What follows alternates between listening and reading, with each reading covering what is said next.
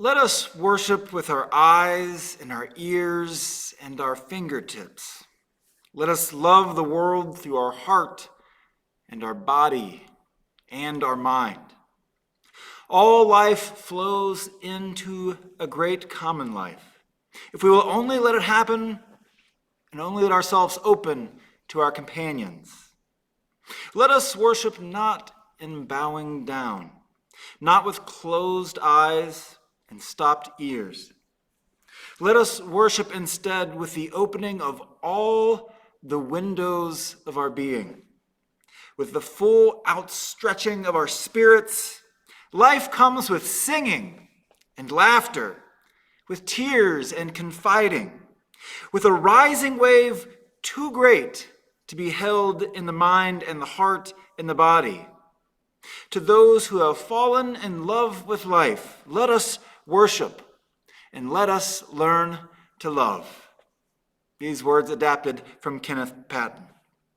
We're so glad that you're with us here this morning on this Sunday morning, albeit a little smoky. It is good to be together. I hope you are indoors and safe.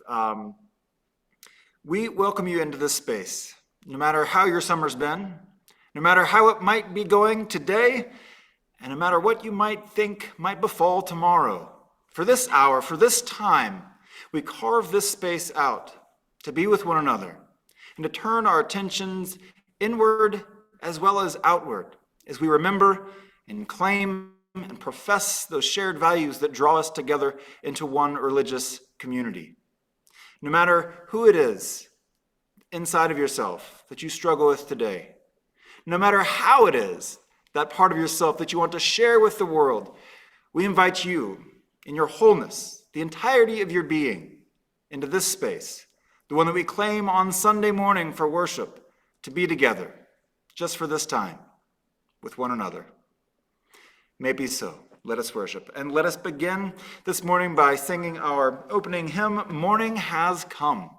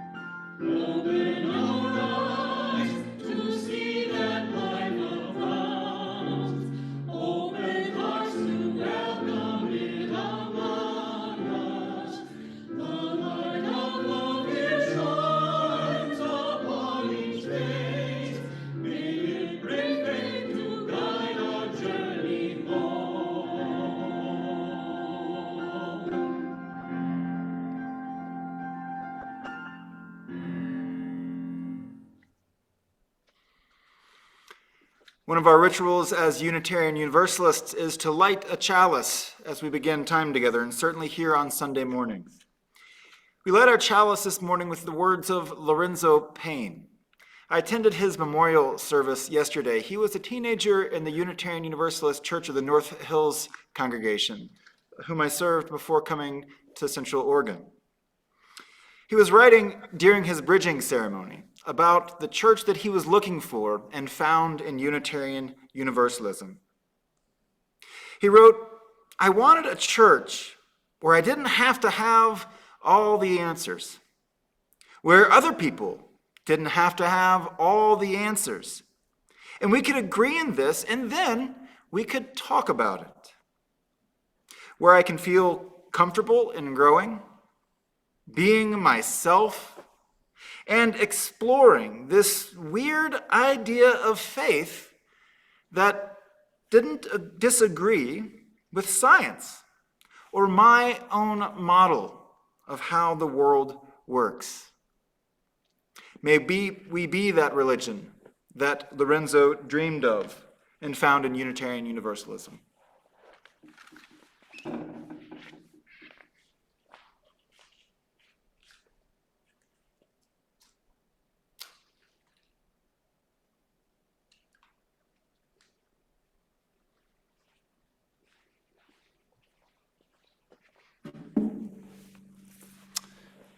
We join as we sing our chalice response, Spirit of Life.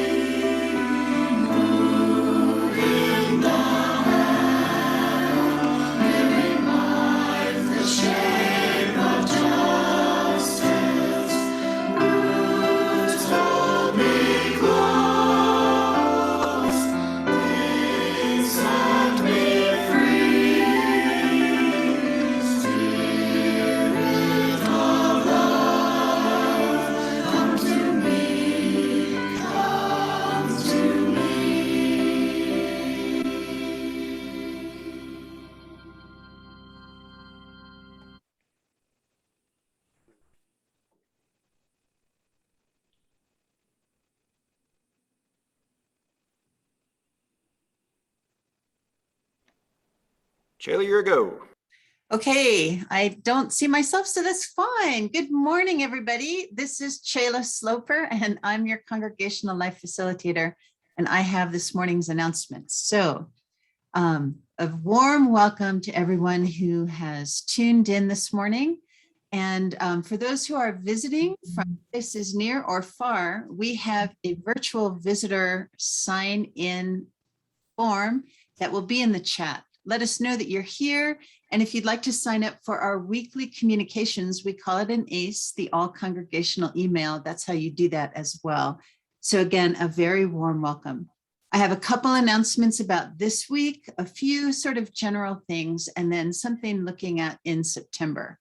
So this week on Tuesday, we have Wellness Tuesdays. And this week again, Kevin Kraft is going to offer the Gong Sound Bath. That's at 6 p.m. We're asking $15 to $20, but no one turned away for lack of funds. Bring a yoga mat or a blanket. We'll be lying on the floor, and it's really a remarkable experience to just be bathed in this sound, let it go into your core. And then also next Saturday, one of our auction items from our UUFCO spring auction, Lou Schmerber and his musical duo partner, they're called the Big River Duo. They'll be doing a concert Saturday night outside on the patio at church from 6 to 8. And the tickets are $25. You can contact Lou to get on the waiting list or, to be on the guest list, or send me an email and I'll make sure that Lou gets it. Their style of music is classic rock and country rock, and really spirited. Bring your own chair if you have a comfortable chair that you like using. Bring your own beverages or snacks if you'd like to do that, but otherwise it'll just be a party atmosphere Saturday night outside. So that again is from 6 to 8. So generally, if you have children from infants to high school that you would like to be enrolled in our religious exploration program this year, please do sign them up.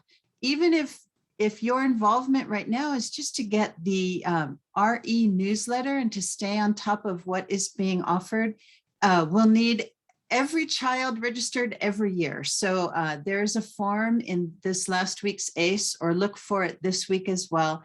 And if you have any questions, send them to Amy at uufco.org. She's our Director of Religious Exploration.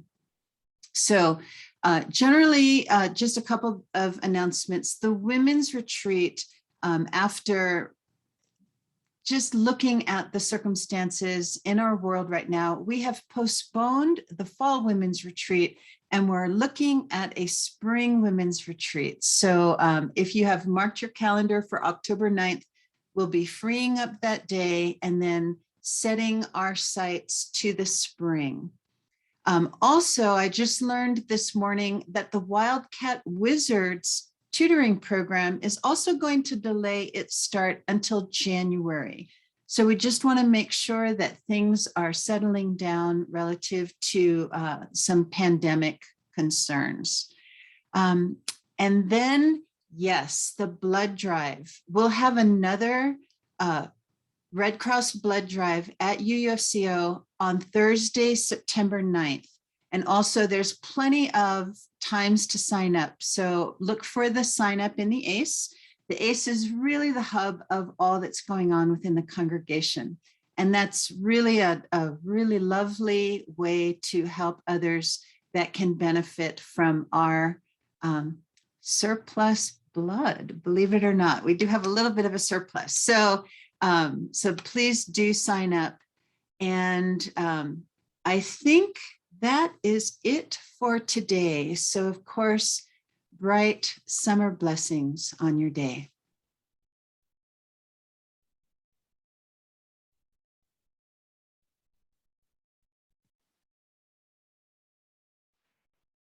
Good morning. I'm Amy Brock, and I serve as the Director of Religious Exploration for Children and Youth. Today, we are exploring why it's important to worship together. This week, I had the joy of being with some of our young people as they explored social justice issues at our regional virtual Minecraft camp. Minecraft is a building game where you can create all kinds of things online. As you play, you get different tools and resources to construct with in your online world. At camp, our young people learned how to be allies and activists in many different ways as they met in small groups on Zoom with our PNW religious educators and youth camp counselors. Then they used their discussions to build many things in the Minecraft game. And one group that I worked with built a virtual axolotl aquarium, kind of like this one behind me.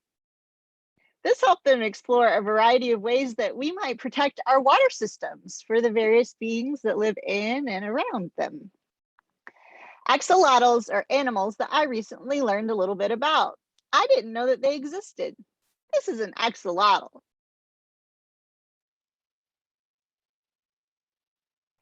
They're super cute amphibious creatures that live in one lake, just one, in Mexico. Amphibians are cold-blooded vertebrate animals that can breathe underwater. They're like frogs and toads and newts and salamanders. And an axolotl is a kind of salamander. They're endangered in the wild, but in captivity, in people's home aquariums, they really thrive. And they've helped our scientists learn a lot about how to take care of our hearts, how to make them feel good. But axolotls, they need a lot of care. They're very special. And their aquariums have to be kept at a certain temperature. And they only eat certain types of worms at certain kinds of day. They're really, really, really cute. So adorable. But it wouldn't be fun to go to an axolotl church. No. You see, axolotls really like being in their aquariums, or in their lake. They like being alone. They don't really like being around other creatures, and they're not very good at making friends. In fact, they're cannibals and they eat each other. They eat other things like fish too, and sometimes they can get really sick if the fish bite them back. One cool thing about axolotls, though, is that they can regrow their arms and legs and their fingers and their toes if they fall off. They can regenerate them, but it takes a long time, and they can get really sick while they wait. So it's really best for axolotls to just live alone, happily swimming in their cool aquariums and people's homes, being hand-fed snacks of worms that won't make them sick. Yum. Humans are a little bit different than axolotls, though. Most of us are happy when we have a good balance of time alone and time together.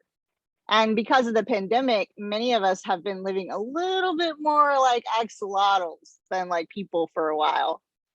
Alone in captivity, probably not an aquarium though, definitely not in a Minecraft aquarium, but pretty closed in, and hopefully eating something other than worms. Maybe you're like me and you've eaten lots of spaghetti during the pandemic. And maybe you're getting tired of living like an axolotl because it doesn't feel so good. See, it's not really how we were designed to be in the world. It doesn't meet all of our habitat needs as people. Right. And it was really hard to learn recently that some of us will need to continue living this way for a while, because it's just not safe for some of the people in our community, religious or otherwise, to be together right now. We know that we can't live like axolotls for forever, though. I know that I'm feeling pretty tired of being stuck in my axolotl-like environment, my aquarium-like environment. And I'm not an amphibian or a fish. I wonder if we have any amphibians or fish watching with us today. I don't see any out there. I do see maybe some dogs and cats, but no amphibians or fish. My point is that most people and most mammals need to connect with other people. We need to experience life outside of the safety of our homes in community together with others. And as Unitarian Universalists, one of our needs is creating worship together. And it's really, really hard when some of those things just aren't the safest for us to experience right now. Maybe it's not safe because you're a young person who hasn't had a chance to get vaccinated yet. Maybe it's not safe because you're a parent or a caregiver or a grandparent of a young person who hasn't been able to get vaccinated yet.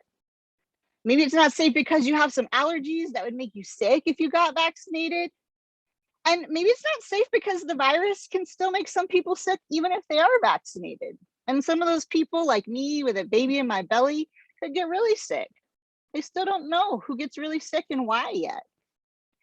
And it's good that we each have different spiritual practices to support us when we're alone in our individual aquarium-like environments. Maybe we practice yoga, or we sing, or we dance, or we even watch YouTube or scroll Instagram or TikTok. Those are all things that we can do to help us grow in our individual faith. And yet it's our religion with our shared faith, with our shared values, like worth and dignity of all beings, that we can look to guide us whenever we leave our home aquarium-like environments. Even when we're not at church together, our religion still helps us make choices to do the right thing, even when it's hard, even when it's not so fun. These might be things like limiting our time together and getting a vaccination if we can, and wearing masks and keeping our distance when we're both inside and outside. And while the community numbers are high, maybe connecting online or outside with those who don't have the additional protection of vaccination right now for whatever reason. This is faith in action. This is social justice. And doing these things is part of our church. We may feel frustrated about some of these safety precautions that keep us from worshiping in the ways that we would like to right now with those that we love in our physical religious community. But like the axolotl owner carefully creates this aquarium habitat to keep them safe, these are the things that we can do to keep each other safe so that one day, eventually, we can leave our aquarium habitats and all be well enough to join one another in one big tank again as people or fish or amphibians. And so ends our time together today. Let's all say the Children's Covenant. In this place, I am kind. In this place, I am loving. In this place, I am a friend to the earth and all animals and people. In this place, I am love.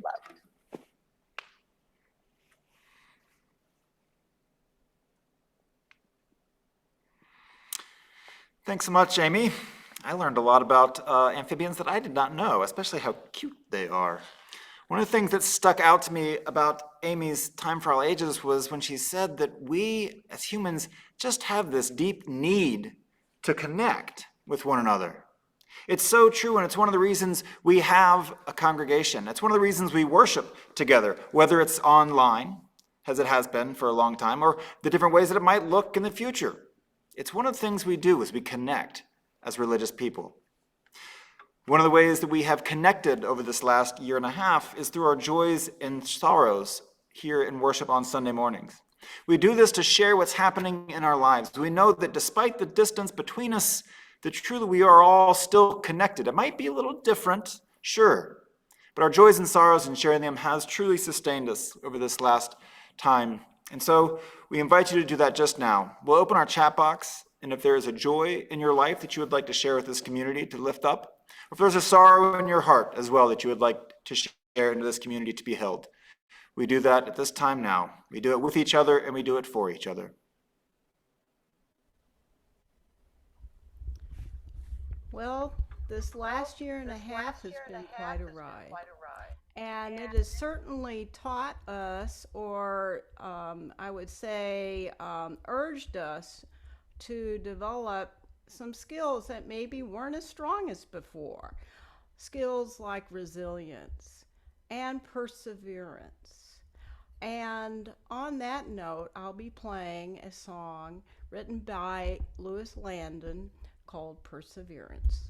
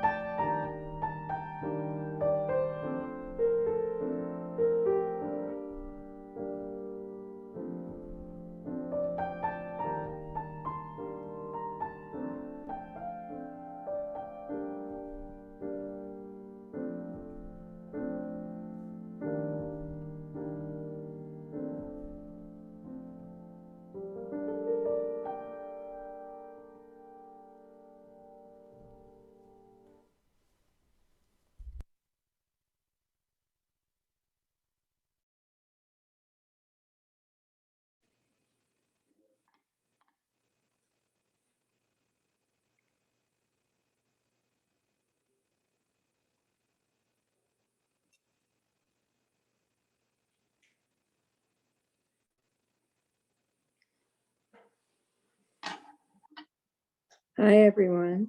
This is Ella Chatterjee. Our reading today comes from the 19th century Unitarian minister Jacob Trapp.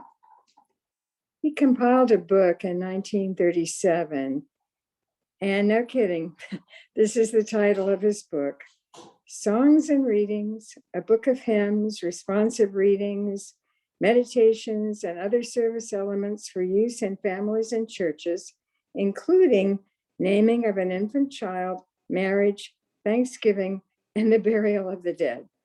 Trust me, he composes better readings than he does book titles. The reading that for today is entitled To Worship.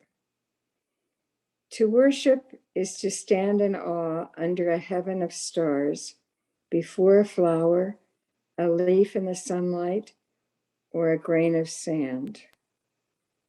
To worship is to be silent, receptive, before a tree astir with the wind or the passing shadow of a cloud. To worship is to work with dedication and with skill. It is to pause from work and listen to a strain of music. To worship is to sing with the singing beauty of the earth. It is to listen through a storm to the still, small voice within. Worship is a loneliness, seeking communion. It is a thirsty land crying out for rain. Worship is the kindred fire within our hearts. It moves through deeds of kindness and through acts of love. Worship is the mystery within us, reaching out to the mystery beyond. It is an inarticulate silence, yearning to speak. It is the window of the moment, open to the sky of the eternal. Thank you.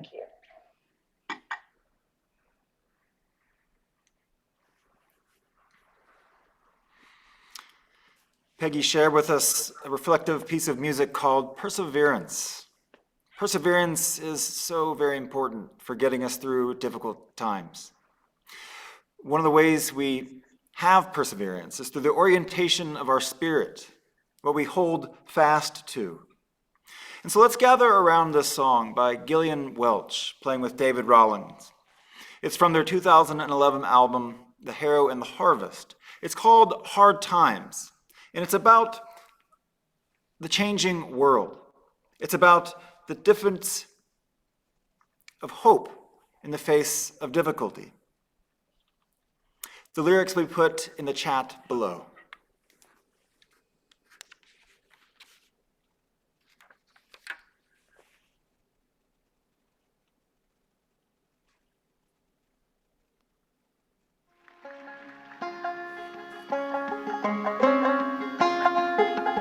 There was a Camptown man used to plow and sing, and he loved that mule, and the mule loved him. And when the day got long, as it does about now,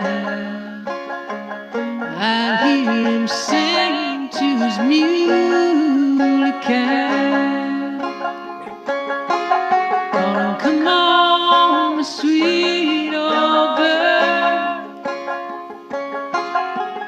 I bet the whole damn world we're gonna make it, yeah, to the end of the road.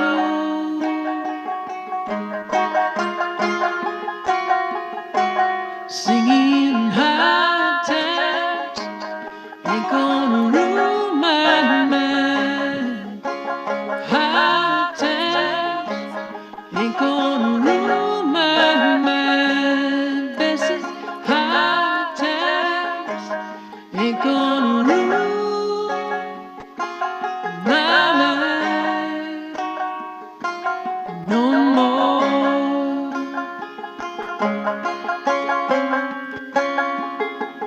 Say it's a mean old world.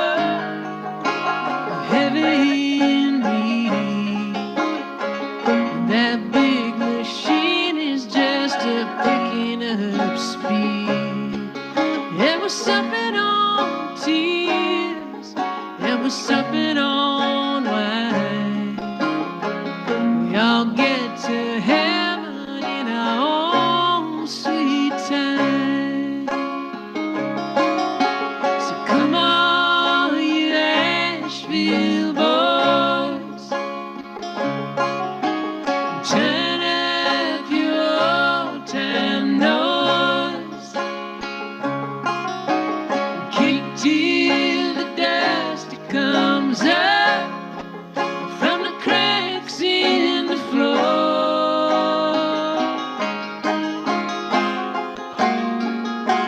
singing high times ain't gonna ruin my mind, brother. High times ain't gonna ruin my mind. High times ain't gonna ruin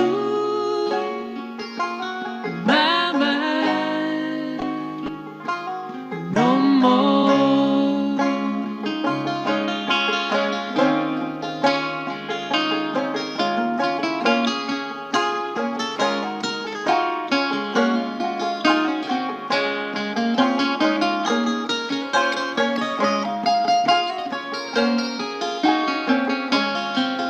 But the Camptown man, he doesn't plow no more.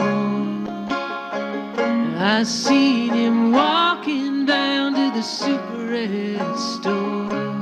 I guess he lost that knack, he forgot that song. Woke up one morning and the muse gone. So come on, you ragtime kings, come on, you dogs, and sing. Pick up your dusty old horn and give it a blow.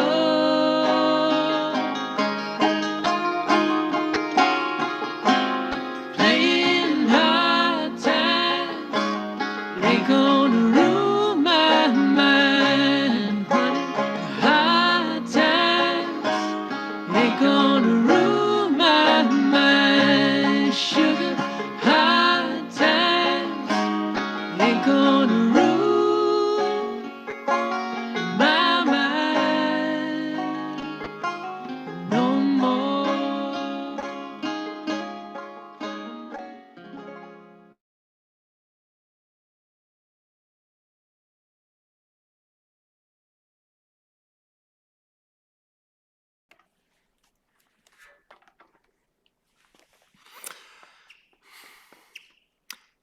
I haven't done this in about a month. Preached. And you get a little rusty. This is my first time back at worship since I went back home to Kentucky and Indiana. And each summer when I come back, I have to remember how to do this. I have to admit it takes a second. Jonathan recommended that maybe I do some jumping jacks and burpees before I started today, and I did, but all that did was make me out of breath for our call to worship. So I'll admit it, I'm a little bit nervous today, but then again, I'm a little nervous every Sunday when we gather together for worship. Maybe you're nervous this morning too. Maybe you're nervous for me. Maybe you're nervous that I'll forget what I'm talking about, or that I'll garble my words like I sometimes do, or maybe that I'll use the wrong word like I sometimes do, and you'll get to watch that thing where I, for a split second, consider, am I going to go back and correct it or just go forward? No, we'll just go forward. I think they understood what I meant. Maybe you're nervous, if you're being honest, because you're hoping that church is worth it today. Maybe you're always a little nervous when you show up on Sunday mornings, that you hope it's worth your time, your precious time, your Sunday morning that could be spent in the garden or reading the paper or out on a hike, watching Face the Nation, doing basically anything else you could be doing on a Sunday morning. A little nerves. There's lots of reasons to be nervous showing up to church on a Sunday, either in person or online. And maybe we should be a little nervous about what it is we do here on a Sunday morning.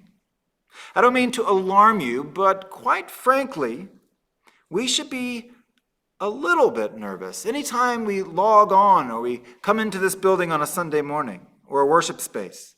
Not because the minister might be off or any of those other reasons I mentioned, but because we are entering into a time that we have marked as sacred space with one another, a sacred time and a sacred space in which, if you choose, your heart and your mind and your body can enter into being in process.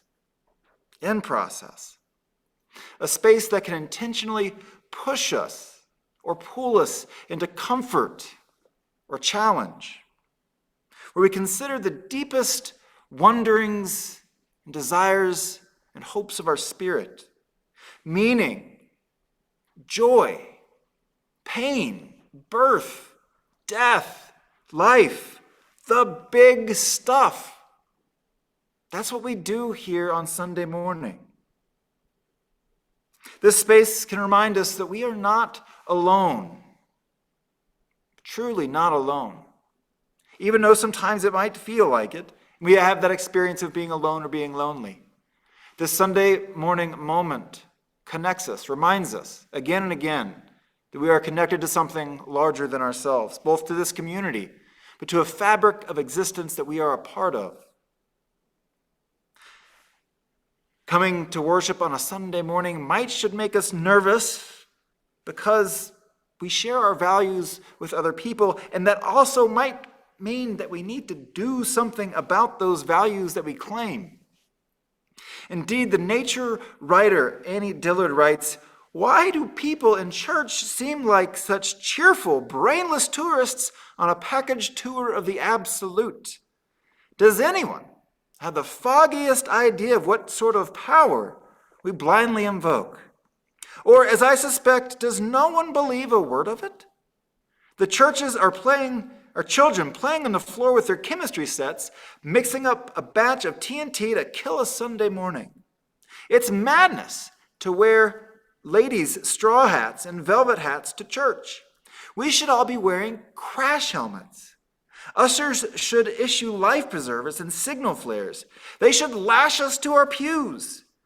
For the sleeping God may wake someday and take offense, or the waking God may draw us to where we can never return." Indeed, in worship, the holy and the human, the sacred and the secular, the divine and what happens in our daily lives meet and commingle and are reminded of their relatedness. And yes, these things can happen in nature as well. My guess is we've all experienced this. But worship is one of the human-made versions of this grand relationship. Worship at its best is transformative. It changes us. We leave somehow slightly, ever so slightly different than we began. Worship at its best reveals to us something inside of ourselves, perhaps something hidden, something lost or forgotten, something beautiful or true or good that we can cherish and that we can use to grow our own souls. We can use to interact with the world, to help heal the world, to help enjoy the world. So, sure, if you weren't nervous coming to worship this morning, maybe you should have been. Maybe you should be next week, because this apprehension might point to the fact that maybe we don't want to change. Maybe we don't want to engage worship fully. Maybe we're afraid of becoming new people. Maybe we don't want to wrestle with those demons of self-doubt and self-loathing that might be opened up. Maybe we don't want to come Face to face with the reality that there are parts of the problem, that we are a part of the problem and not a part of the solution, despite what we might tell ourselves. Maybe we're afraid that if we truly open up, we'll cry or be vulnerable. Maybe we're afraid of being loved or accepted or recognizing our own preciousness. Maybe fear and reluctance have a larger part in our congregational life than we might generally admit. Sometimes we're afraid of conflict or strong emotions, which are inevitable in times of hard times and change and challenge. And we certainly find ourselves in those times right now. And yet we have to go deep if we want to remain relevant and useful to ourselves and to other people in this community. This real work of intimacy and spiritual growth allows ourselves to become vulnerable, to open to one another, to open to that sacred and creative energy of the universe. It means that we might have to show and share our imperfect, frightened souls to ourselves, maybe to our neighbors, maybe to our God, or that which we hold ourselves a part of and accountable to. We do a lot here on Sunday mornings. Some of it scary, and some of it just flat out joyous, and that is how it should be. We do a lot when we worship. My Catholic friend, who's always trying to better understand what it is I do, and through that, what is Unitarian Universalism and what is it we do, she asks, so if y'all Unitarian Universalists don't believe the same thing, and if a lot of you don't even believe in God, how is it that you worship? And what do you worship? And it's a fair question, I think. Our new music director, Eric Ekstrom, began work last week, and he'll be coming and joining us next week for our Sunday service, so that is something to look forward to. But this past Thursday, we were having a conversation about Unitarian Universalism and our interesting relationship to language. And this word worship is a perfect example of this. There are some among us who do not like to use the word worship, perhaps because of its more traditional connotations. And there are some among us who prefer to use the word worship, perhaps because of its traditional connotations. I always like to remind folks that the word worship comes from the Old English, which means worthship, that of worth. And so we come to worship to lift up those things of our greatest worth. For some, that might be God. For others, it might be our shared values. And for others, it might be our sense of relationship. And when I explain this worthship strategy of how it is we use the word worship, some folks say, oh, cool, that's neat. I didn't know that. And some folks say, oh, that's neat. I didn't know that. And I still don't like that word. And all this is fine because that's how we believe language works as Unitarian Universalists. Whatever it is you want to call it here, a worship, a Sunday service, a gathering, whatever it is, it's important because we need connection. In answering out my friend, sometimes I go a little English language geeky, and I remind myself that worship need not be a transitive verb. One need not worship something. We can simply be in a state of worship also. Worshipful as an experience that we have. Our reading today spoke of many things as worshipful: silence, work, loneliness, seeking communion, music, mystery, and simply standing in awe can be an act of worship. We can experience moments of worship alone, certainly while in nature or exercising, using our bodies, while driving, while in grief, all kinds of different ways.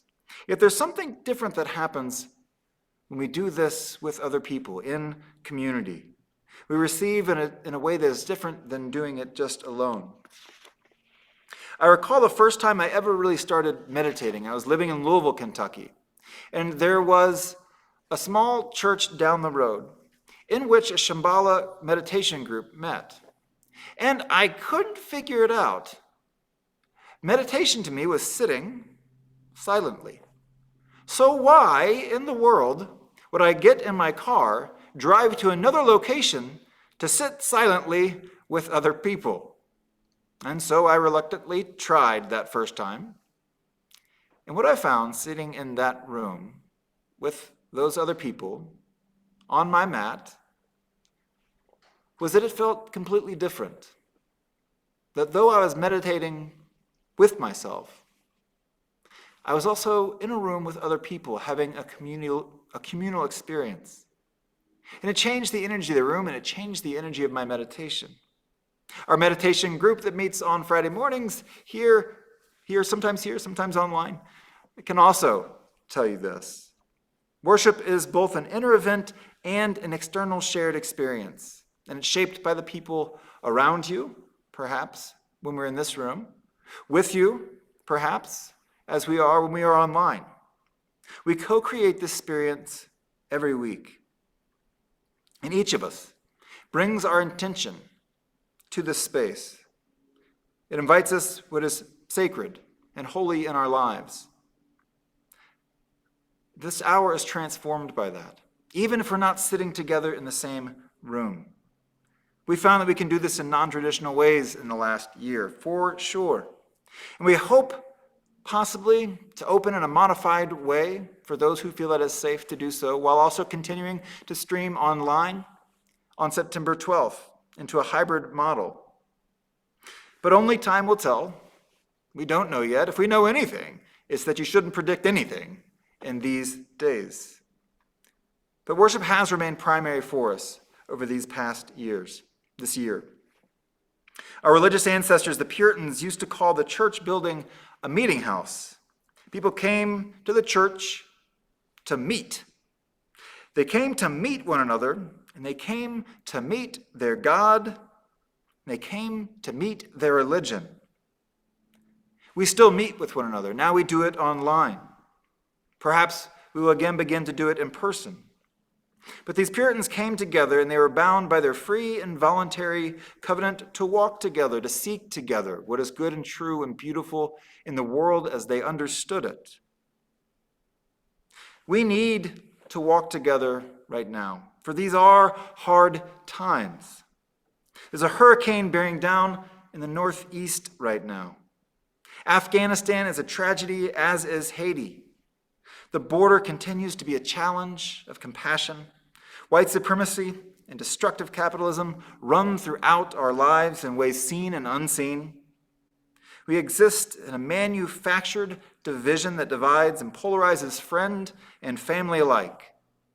Wildfires, smoke, COVID, climate change. All of it now, all of it at once. All this equals hard times, and I understand it. Folks are heavy right now. This was clear in all the meetings that I had last week with folks. These are hard times, and worship, amongst other places in our life, but worship gives us a place to be together in the face of all this, to find our agency, to work side by side with one another toward that better world that we hope to be a part of, to help create. This shared space also calls us to be defiant in the face of these hard times, to remind one another of the splendor in life, of poetry and flowers and baby giggles and music and the vast arrays of ways to express love, to affirm to one another that relationships matter, to uphold for one another that there is good in the world, but also to claim that we should enjoy life, the beauty in life. The activist and author Adrienne Marie Brown says that laughter is important. Joy is important. It's not a guilty pleasure. It's a strategic move toward the future we all need to create. So we gather together to say that hard times ain't gonna rule our mind no more. Rule our mind. Not that there's not space to be taken up by all that is around us, but to have our mind ruled by hard times. It's a shackle that we hope to throw off by worshiping with one another.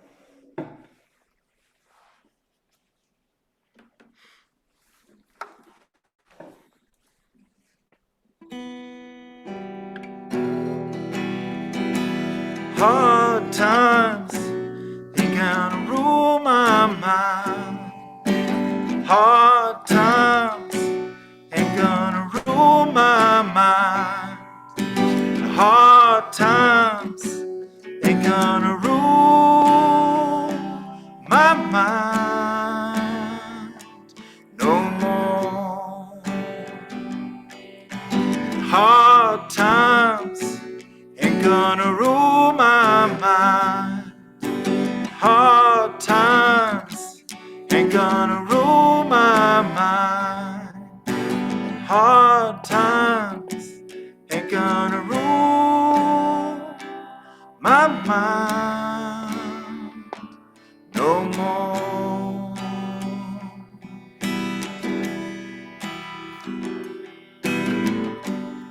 So sing it 2 more times. I invite you to sing it with me if you'd like. Or just sit and listen and understand that we hope that hard times won't just rule your mind, that you can find pleasure and joy and beauty, and we might remind each other that is available to each and every one of us.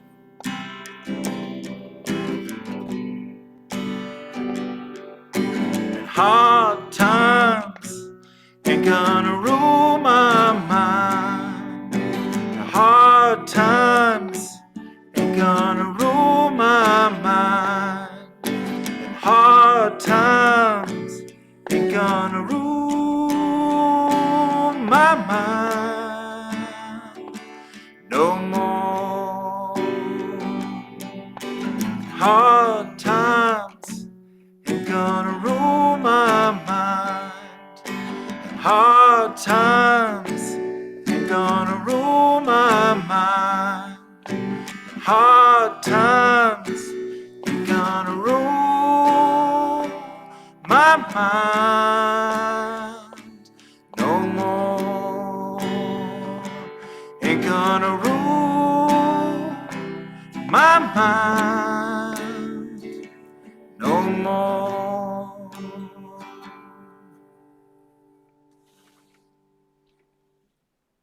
May it be so.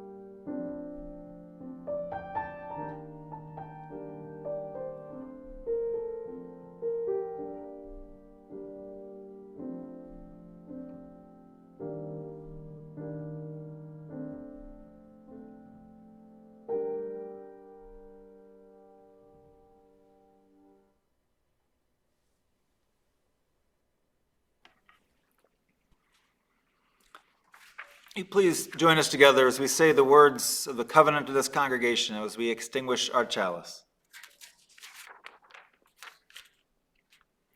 Love is the spirit of this fellowship, and service is its law. This is our covenant, to dwell together in peace, to seek the truth in love, and to help one another.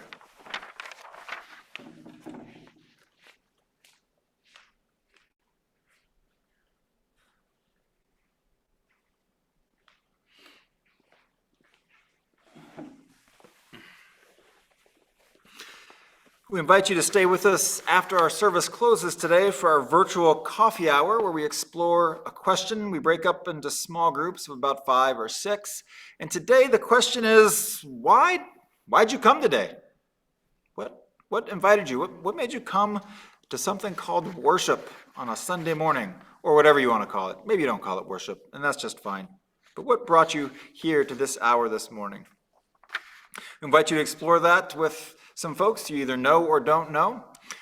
During our postlude, we'll put up some information for our offering. If you'd like to support the good works of this church, your generosity is always greatly appreciated and quite literally makes this place and this space between us happen. We close today with a blessing from John Donahue. May you awaken to the mystery of being here and enter the quiet immensity of your own presence. May you have joy and peace in the temple of your senses. May you receive great encouragement when new frontiers beckon. May you respond to the call of your gift and find the courage to follow its path. May the flame of anger free you from falsity. May warmth of heart keep your presence aflame, and may anxiety never linger about you. May you take time to celebrate the quiet miracles that seek no attention. May you be consoled in the secret symmetry of your soul. And may you experience each day as a sacred gift woven around the heart of wonder. Go into this day, go with peace, and go with the faith that this community is with you always, even when not next to you and not present. The spirit of this place lives within each one of us, and we carry it with us always.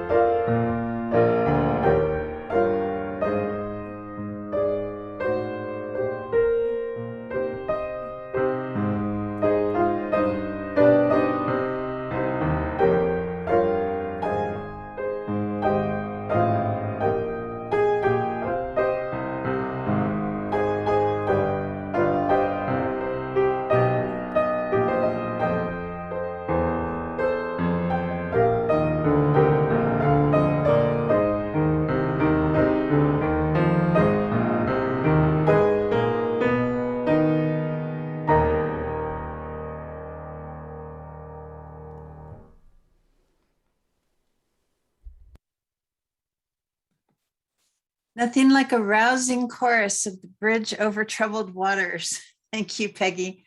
So I'm here as traffic monitor to make sure that those who want to participate in our virtual coffee hour are ushered into the right breakout rooms. And if